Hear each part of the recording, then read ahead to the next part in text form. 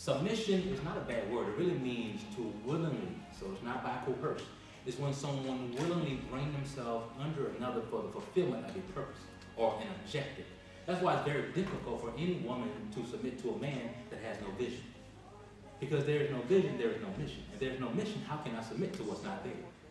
If the daughter was interested, then this whole courting would start, and it would take place within the parlor or what they call the sitting room in a house, where you would come in there and you can rest assured that daddy wasn't far away.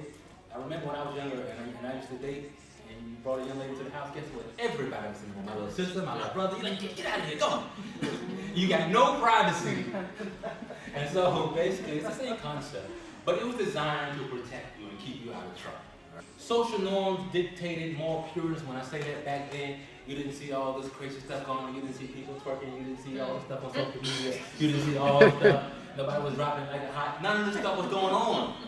All right, so there was a certain moral pureness that people had, and that was kind of carried out within the relationships as well. So the father would be so good at providing and taking care of home and being so nice and such a gentleman and such a protector to his wife and family that his son would see how the dad did. And when the son see how his dad does these things, guess what? Then he can emulate. He has a pattern now that he can take with him. So when he leaves home because the son was raised to be independent. If you're 30 years old and you still home, somebody, okay. And you're a man, put it that way, and you still home. All right, so the point is, he would watch daddy and watch how daddy would take care of mom and take care of the family and everything. And all of this, and the father was to produce an independent son so that the boy would leave home and he could stand on his own 2 feet, and so that he can get position, because if a man doesn't have a job, you should never be marrying him in the first place. However, back then, the daughter was not pushed to leave home. She was actually to be at home, and the father, and she would watch her mother and how she was a good mother, and how she would be a caretaker, and how she would treat her husband. And the daughter would glean from all of those wonderful traits, and it would produce such a wonderful person that when she ever got married, that she already got the pattern. She seen the pattern, and the dad would love her just right with the right balance, and the mother would do it just right.